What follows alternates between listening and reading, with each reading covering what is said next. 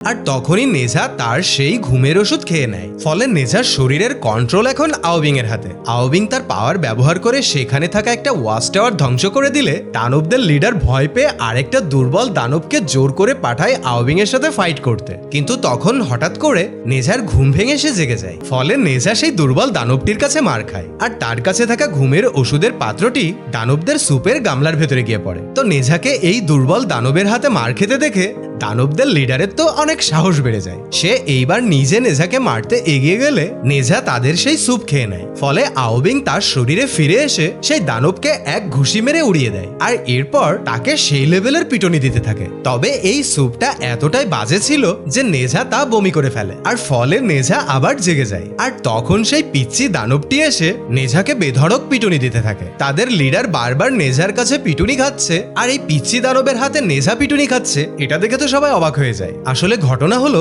নেজা যদি এখানে তার পাওয়ার ব্যবহার করে তবে তার ভেতরকার ডিমনিক শক্তির কারণে সে ধরা পড়ে যাবে। আর তাই এই পিচ্চি দানবের কাছে সে মার খেতে থাকে। আর মার খাওয়ার এক পর্যায়ে নেজার মাথার উপরে একটা পাথর পড়ে সে অজ্ঞান হয়ে গেলে আওবিং তার শরীরের কন্ট্রোল আবার নিয়ে নেয়। তখন সেই দানবদের লিডার আবার তাকে মারতে এলে আওবিং এর হাতে সে আবার মার খায়। বেচারার কপালটা একটু বেশিই খারাপ। এরপর সেই পিচ্চি দানবটি আবার তাকে মারতে এলে এবার সেও আওবিং এর হাতে রামধোলাই খেতে থাকে। তো আওবিং তাদের দুজনকে মেরে নক আউট করে দিলে বাকি সব মনস্টাররা সেখান থেকে পালাতে শুরু করে।